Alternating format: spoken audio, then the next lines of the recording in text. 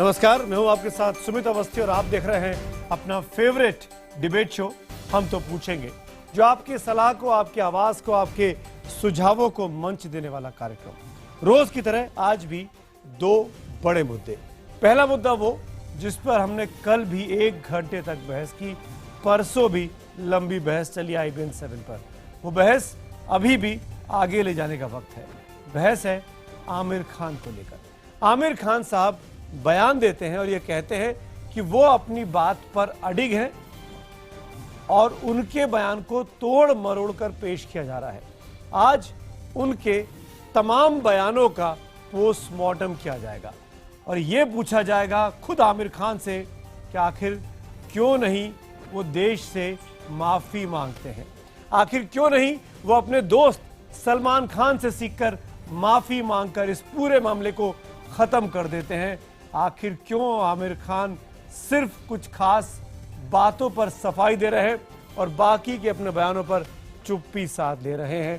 तो आमिर खान साहब आखिरकार अपने इन देशवासियों से जिन्होंने आपको इतना प्यार दिया, उनसे माफी से परहेज क्यों है? और आज 8:30 बजे बात होगी सेक्युलर शब्द पर मचे सियासी घमासान की। संसद में आज संविधान दिवस मनाया गया। संसद में आज बहुत दिनों के बाद दोनों तरफ से चर्चा हुई, वाद विवाद हुआ, तर्क वितर्क हुआ, लेकिन आज एक नया शब्द असहिष्णु, इनटॉलरेंस के बाद आज एक नया शब्द सेक्युलर, उसने इस देश में एक नई राजनीतिक विवाद को जन्म दे दिया है। संसद में शब्द को लेकर सत्ता पक्ष और विपक्ष में जमकर बहस चली। सत्ता पक्ष का कहना है कि सेक्युलर शब्द का जमकर दुरुपयोग किया जा रहा है। क्या सच में ऐसा हुआ है? क्या भारतीय जनता पार्टी का यह आरोप सही है कि कांग्रेस और उसकी तमाम बीजेपी की विरोधी पार्टियां सेक्युलर शब्द का गलत इस्तेमाल करती आ रही है इतने सालों से? इसी पर बहस होगी रात 8:30 बजे में। लेकिन आगे बढ़े उसके पहले आमिर खान साहब से हमारा वही सवाल, #से सॉरी आमिर। आमिर साहब, आखिर माफी से परहेज क्यों? हम तो पूछेंगे में अगले आधे घंटे डिबेट नंबर 1, आमिर को माफी से परहेज क्यों? मैं भारत छोड़कर कहीं दुनिया के दूसरे देशों में मैं चला जाऊंगा, बाबा साहब भीमराव अंबेडकर ने ऐसा कहा। भले ही कितने तर्क दिए जाए, लेकिन विपक्ष बार बार सरकार और बीजेपी को बताने की कोशिश कर रही है कि देश में असहिष्णुता चरम पर है। जानबूझकर हमला हो रहा है, वो पूरी तरह से उन मूल्यों के खिलाफ है। 23 नवंबर को दिल्ली में हुए एक समारोह में आमिर ने जिस विस्तार से अपने और अपनी पत्नी के डर और समाज में फैल रही असहिष्णुता का जिक्र किया था, वो चौंकाने वाला था। आमिर ने 25 नवंबर को बयान जारी कर आरोप लगाए कि उनके बयान को तोड़ मरोड़ कर पेश किया गया। सवाल ये है कि ऐसा क्या हुआ? आप सुनिए और खुद ही फैसला कीजिए। मैं पहले ये साफ करना चाहता हूँ कि ना ही मेरी पत्नी और ना ही मेरा इस देश को छोड़ के जाने का कोई इरादा है। न मैंने पहले कभी ऐसा सोचा और ना ही भविष्य में ऐसा कुछ होने वाला है। जो भी ऐसा कह रहा है उसने मेरा इंटरव्यू नहीं देखा, या फिर जो भी मैंने कहा उसे तोड़ा मरोड़ा गया। For the first time, Kiran says, "Should we move out of India?" Now that's a disastrous and very big statement for Kiran to make to me. She fears for her child. She fears for what the atmosphere around us will be. She feels scared to open the newspapers every day. So that does indicate that there is a sense of growing disquiet.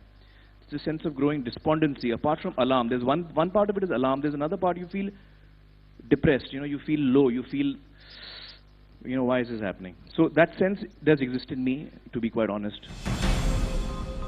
आखिर आमिर को ऐसा क्या महसूस हुआ और क्यों महसूस हुआ?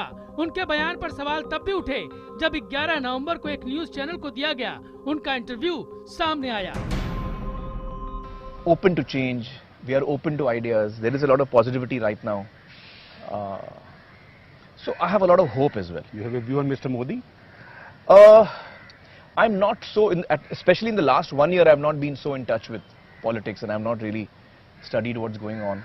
What I would look forward to, what I read in the papers, because I think Mr. Modi has come into power with the promise of inclusion, and that is something that we all look to him. सबका साथ सबका विकास, as he says. That's what we look to him for as a prime minister. And I would go so far as to say that within that, it is the poor and the underprivileged that we would like seen that they are looked after. So you would If rather any priority is given. that he's given a fair chance. He should be given a fair chance. Certainly, he should be given a fair chance. Even if you had apprehensions in the past. Even if even if a whole lot of us had apprehensions in the past, I sincerely feel that he should be given a chance. Whenever there is a violent act, when an innocent person is killed, whether it's even one single person or a collection of people, that's very unfortunate. And in these unfortunate moments, these are the moments that we look to our leaders to take a strong step, whether they're on the state level or at the center, make statements which are reassuring to us as citizens of the country. That's what we look for, yeah.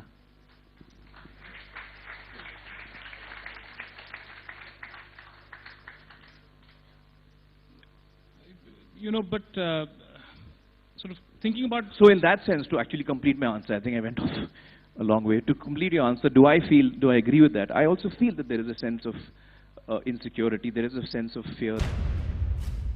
सवाल यह है कि आखिर 12 दिन में क्या हो गया कि आमिर की स्थिति एकदम बदल गई। 11 नवंबर से 23 नवंबर के बीच आमिर के विचार इतने कैसे बदल गए? अब आमिर मीडिया के सवालों से बच रहे हैं, लेकिन सवाल जनता के मन में भी हैं। इसलिए सोशल साइट्स पर आमिर खान की फिल्में और उन ब्रांड्स को जिनका वो विज्ञापन करते हैं, उसके बायकॉट की मुहिम शुरू हो गई है। हम तो पूछेंगे कि आमिर के बयान पर उनकी फिल्मों का बहिष्कार होना चाहिए।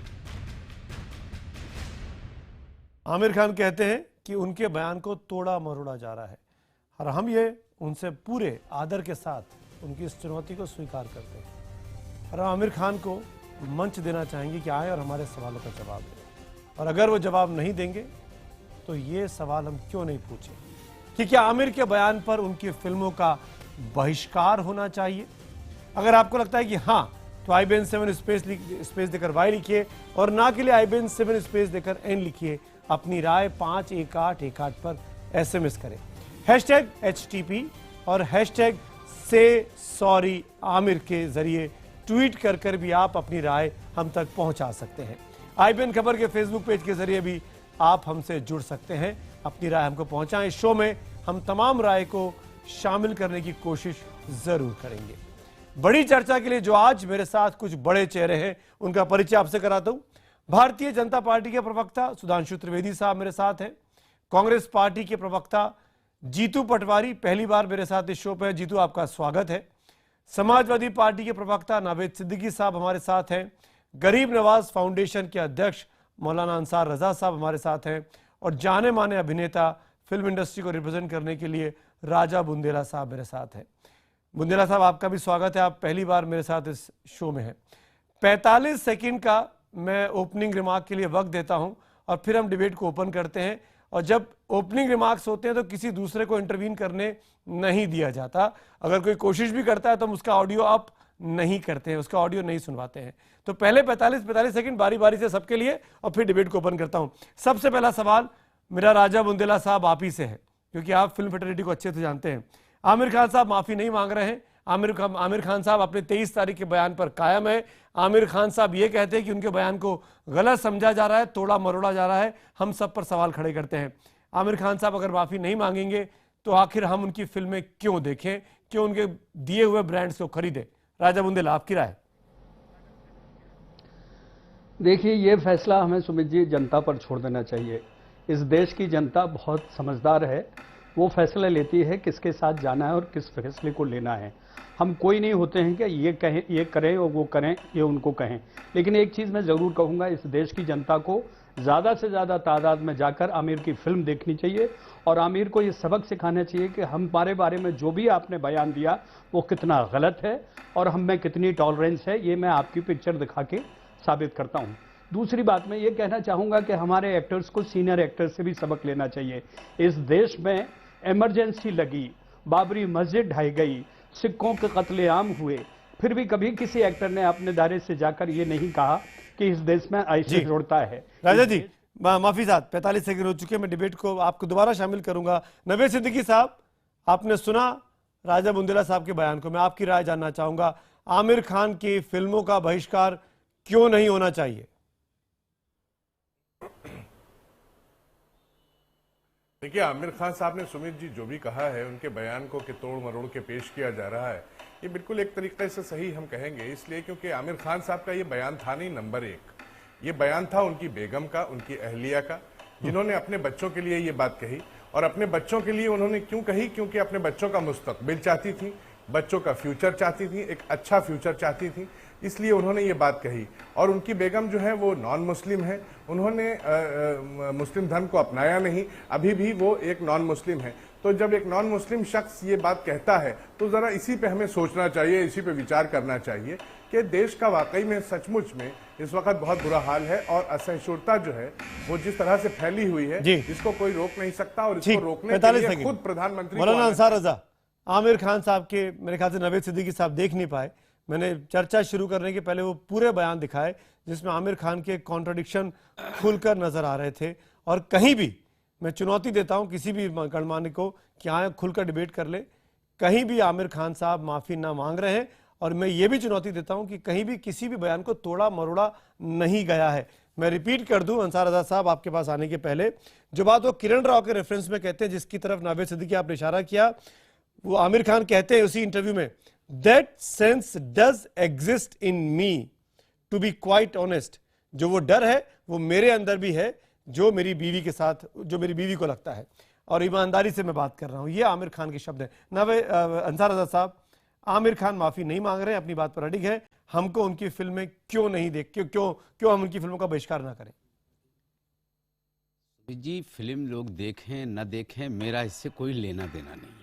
मेरा लेना देना तो इस बात पर है कि ये जो एक हफ्ते से 4-5 दिन से ये जो सवाल खड़े किए जा रहे हैं, आखिर क्या वजह थी कि एक डेली न्यूज़पेपर पढ़ने के बाद आमिर खान की बीवी के दिल में ये ख्याल क्यों आया?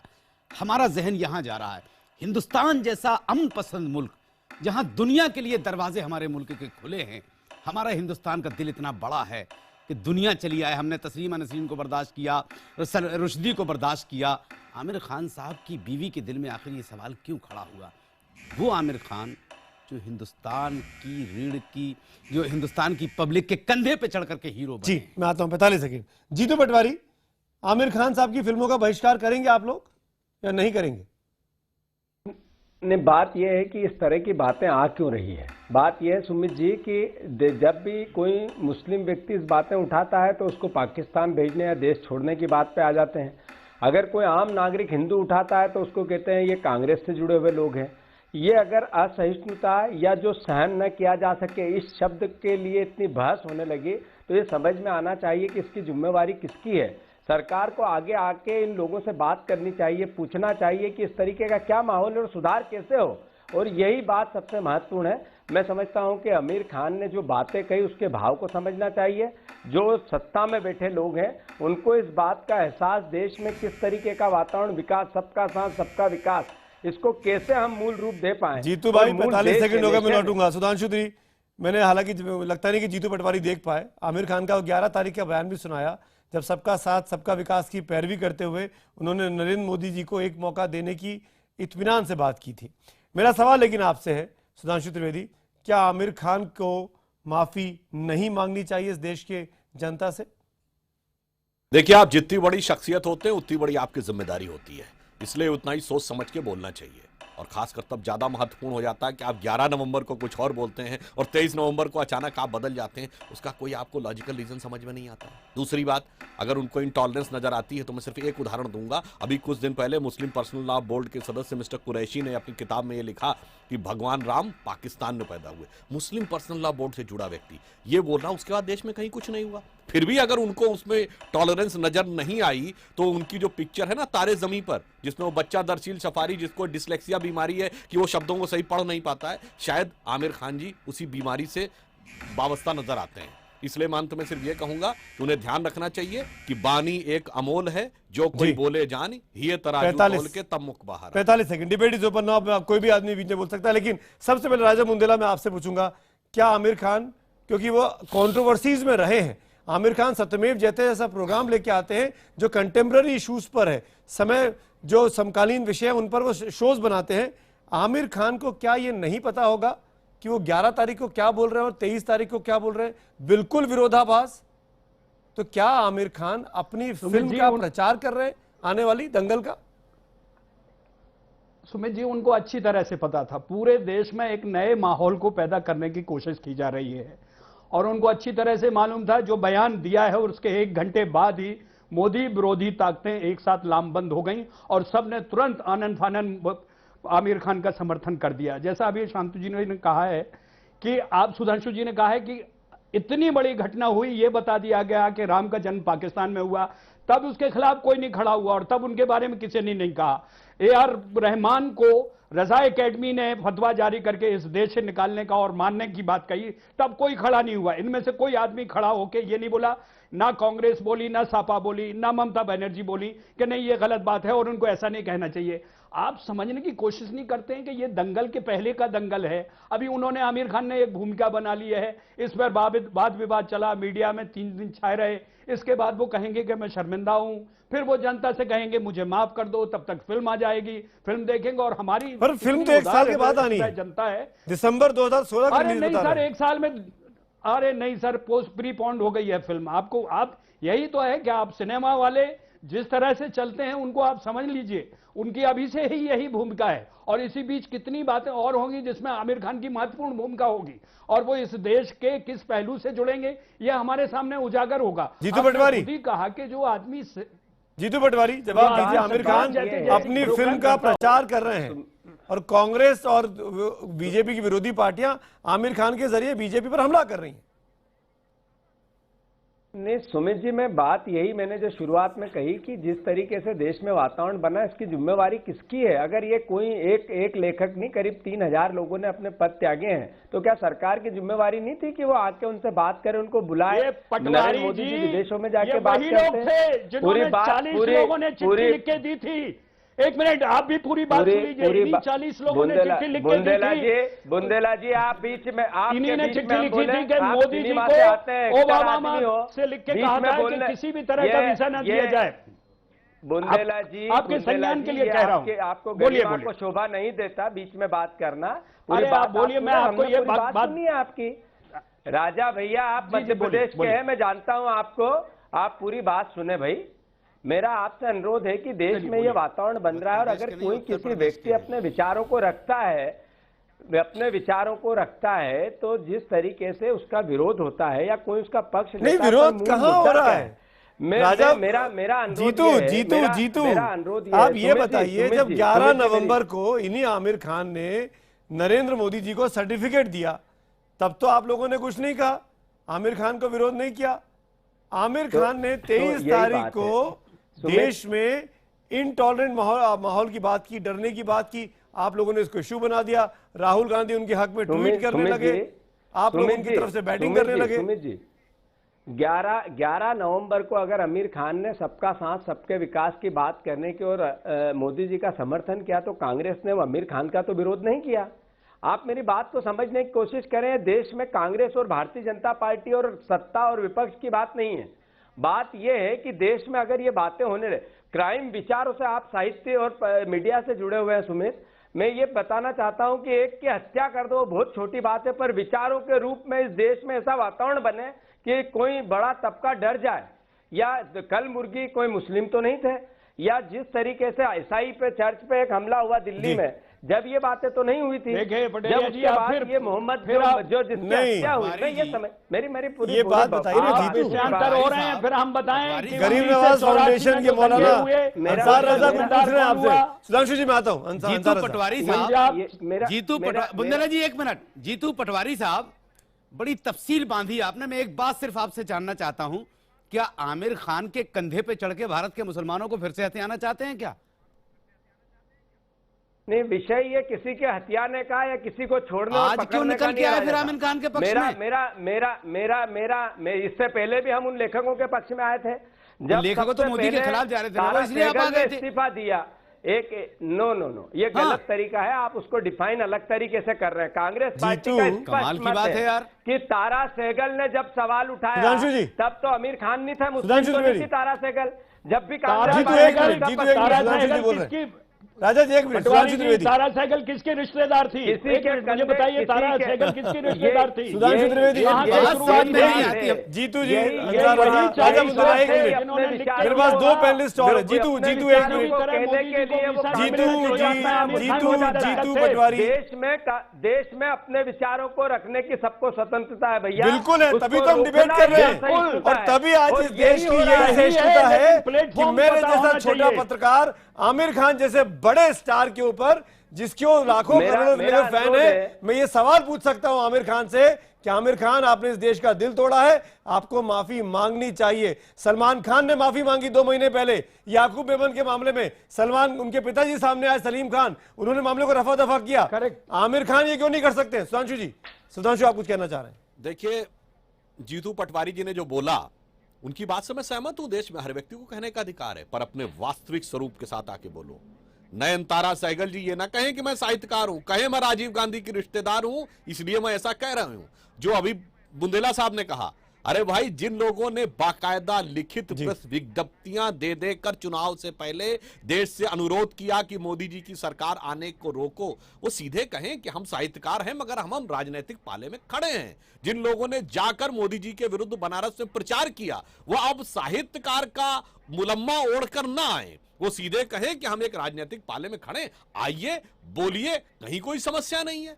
रही बात इसकी, मैं एक बात और कहूंगा, कांग्रेस के साथ समस्या क्या, जो मौलाना साहब ने बड़ी अच्छी बात कही, कांग्रेस के पास आज राजनीतिक मुद्दों का भी अकाल हो गया है, और उनका हीरो यानी श्री राहुल गांधी जी जहां तहां बेचारे फंस जा रहे हैं, तो अब डूबते को तिनके का सहारा, जीतू पटवारी, तो दूसरा हीरो ढूंढो, उसका बयान मिल जाए, उसी के बहाने कोई राजनीति चल जाए।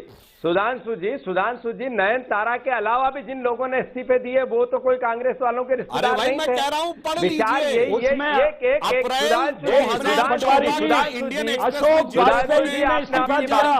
फरवरी दूसरे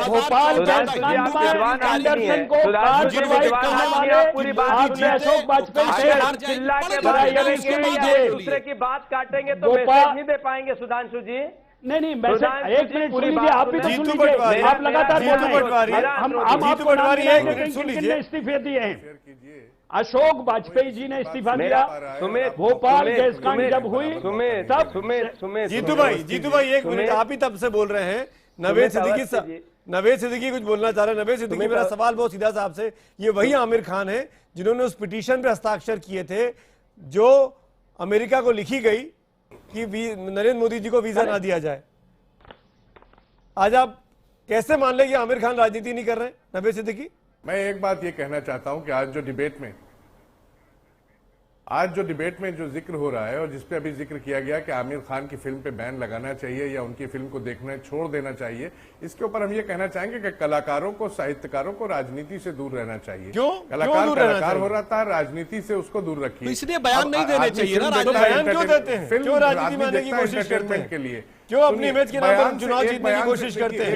क्यों मुलायम सिंह, अखिलेश यादव को बुलाना पड़ता है कलाकारों के साथ फोटो खिंचवाने के लिए? सिनेमा ही देश का आईना होता है, जो समाज में होता है वो सिनेमा में दिखाई जाता है, और फिर इंटरनेशनल फिगर का उनको पीपली लाइट नहीं बनानी चाहिए थी, उनको तारे जमीन पर नहीं बनानी चाहिए, उनको रंग बसंती नहीं बनानी चाहिए। अगर आप ये कहते हैं कि लास्ट 20 सेकंड, ये आपका पॉइंट ऑफ व्यू हो सकता है, हमारा पॉइंट ऑफ व्यू नहीं है ये। अरे सिनेमा अपने आप में ही समाज का दर्पण है। मैं ये कहूंगा कि एक इंटरनेशनल फिगर है आमिर खान, खामोश रहिए, बात करने दीजिए, दूसरों को मर्यादा संभाल के रखिए। डिबेट की मर्यादा नहीं जानते हैं आप लोग। नवेद साहब, माफी के साथ किससे जा रहा है, बता कौन रहा है? नवेद साहब, आपने भी बच्चों जैसी बात कर दी, इतने दानिश्वर लोग बैठे हैं, वो डिबेट की परिभाषा नहीं जानते, आप ही जानते हैं। मैं वाइंड अप करूंगा यहाँ पे, लेकिन ये बताते हुए कि कल हमने इसी डिबेट शो में यही सवाल पूछा, आमिर खान को माफी मांगनी चाहिए। मैं बताऊं, 86% लोगों ने कहा आमिर खान को माफी मांगनी चाहिए, और हजारों में एसएमएस पोल आए मेरे पास जो आज तक कभी नहीं आए थे। मेरे अपने शो का रिकॉर्ड टूटा, इसलिए मैं कह रहा हूं कि इस देश में आमिर खान एक बहुत बड़े, आपको लग रहा है समाजवादी पार्टी उत्तर प्रदेश देख के, शुक्रिया 5 मेहमानों का शुक्रिया अदा करूंगा। वक्त की कमी, मेरे पास एसएमएस पोल के नतीजे भी अभी मुझे दिखाने हैं। हमारा सवाल था कि क्या आमिर के बयान पर उनकी फिल्मों का अब बहिष्कार होना चाहिए? हजारों की संख्या में आज भी एसएमएस आए हैं, 90% लोग हाँ में जवाब देते हैं कि आमिर खान की फिल्मों का बहिष्कार होना चाहिए। केवल 10% ऐसा नहीं मानते हैं। ट्विटर पर भी यही पोल हमने किया और ट्विटर के पोल के नतीजे भी लगभग उसी दिशा की तरफ इशारा करते हैं। 79% लोगों ने हाँ में जवाब दिया और 21 ने ना में जवाब दिया, यानी आमिर खान की फिल्मों का बहिष्कार होना चाहिए। बहुत बड़ा ट्विटर का दर्शक भी मानता है। और अब वक्त हो गया है IBN 7 देखो और इनाम जीतो के विजेताओं के नाम आपको बताने का। कल हमने आपसे पूछा था कि फिल्म अभिनेता आमिर खान की पत्नी का नाम क्या है। इस आसान से सवाल का जवाब है बी किरण राव। और जो विजेता बने हैं आज के, राजेश कुमार यमुनानगर हरियाणा से, नितिन मिश्रा हरदोई यूपी से, अमित मित्तल कुरुक्षेत्र हरियाणा से। इन विजेताओं को मिलेगा एक स्मार्टफोन। तो आप भी IBN 7 देखते रहिए और हर घंटे जीतिए इनाम, रोज शाम 7 बजे से 10 बजे के बीच। और अब आज का सवाल, शाम आकर्षक इनाम आप जीत पाएंगे। हमारा सवाल सीधा सा है कि आमिर खान की आने वाली फिल्म का नाम क्या है, ए दंगल या बी डर। सवाल का जवाब देने के लिए SMS करिए IBN 7 कॉन्टेस्ट और फिर ए या बी लिखकर 51818 पर SMS कर जवाब भेजें। शाम 7 से 10 बजे के बीच हर रोज एक आसान सा सवाल पूछा जाएगा और आप जीत सकते हैं एक स्मार्टफोन और मेगा इनाम है एक मोटरसाइकिल।